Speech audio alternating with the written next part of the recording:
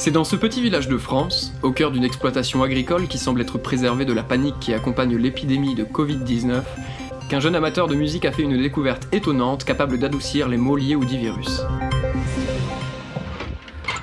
Ça c'est un truc quand j'ai commencé au lycée à faire du son dans le grenier, c'est un truc que j'avais écrit quoi.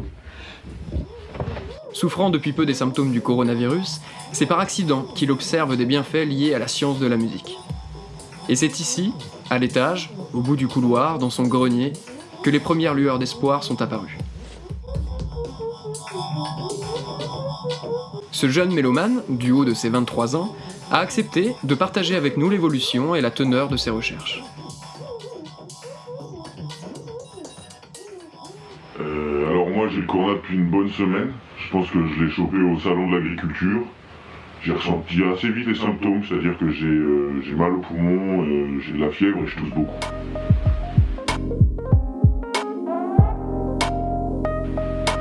Je fais beaucoup de musique régulièrement quand je rentre de mon travail à la ferme. Et je me suis rendu compte quand j'étais malade que certaines fréquences apaisaient un peu certaines douleurs. Et j'ai un petit peu poussé ma curiosité pour chercher plus précisément ce que c'était. Et je me suis rendu compte que ça pouvait vraiment m'aider. C'est alors que ses recherches s'étendent et il ne s'agit pas que de notes, mais aussi de sons, de textures et de méditation intérieure à l'écoute de son corps. Du coup, mon père me remplace en ce moment à la ferme et moi je peux me consacrer à la musique parce que je pense que c'est important de rechercher ça pour aider la population. Pourtant c'est assez étrange parce que moi je suis pas très médecine alternative à la base, je suis plutôt anti-bio, enfin voilà, c'est pas mon délire, mais là je crois que ça peut vraiment aider les gens.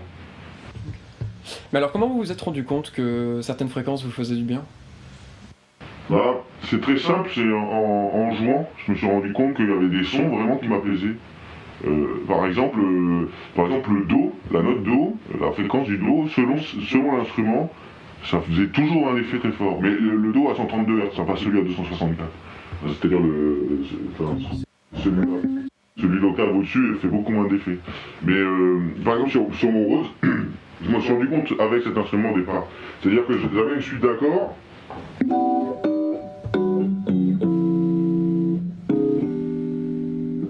Et ça m'a fait beaucoup de bien quand je l'ai entendu. Mais je pouvais pas partir que là-dessus parce que là j'ai un problème.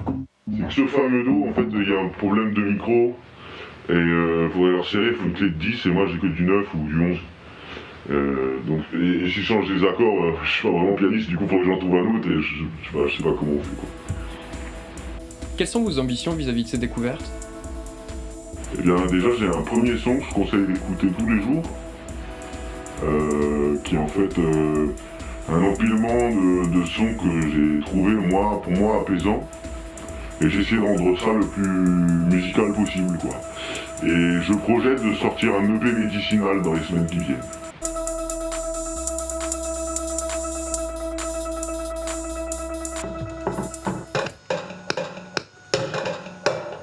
Voilà, ça par exemple c'est des bruits de vaisselle, de choses que j'ai enregistrées. Et je me suis rendu compte que ça jouait positivement sur les effets de la maladie.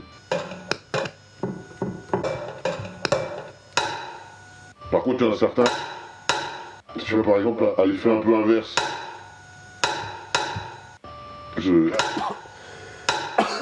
Du coup, j'ai étudié à chaque fréquence, là, ici, à quel endroit. Et c'est des sons que je vais éviter de mettre dans la production. Sinon, j'ai plein de...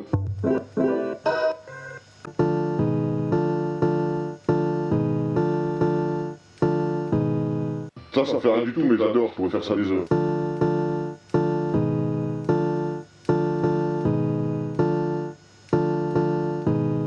Ça me fait vraiment rire. Donc la thérapie par le son, c'est tout nouveau pour vous ? Alors non, j'ai déjà fait quelques autres projets avant, notamment un qui m'intéresse beaucoup, que j'ai mis en pause, rapport à l'épidémie. C'est censé prouver que les fréquences peuvent agir sur la conservation des aliments. Par exemple, je vais vous montrer. J'ai deux poteries là, voilà, auxquelles j'ai fait écouter des choses différentes.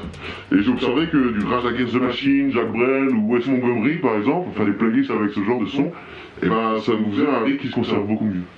Mais bon voilà, je mets ça un peu en pause pour le moment. Quand j'aurai fini avec le coronage, je m'y pencherai un petit peu. Ça par exemple c'est un Theremin et on peut avoir vraiment des sons très intéressants avec ça. Notamment des fréquences un peu entre deux notes. Et ce qui m'emmerde, c'est que j'arrive pas à retrouver vraiment la nature du son.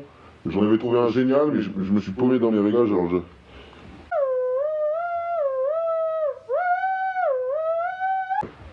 sais pas, j'arrive pas à le...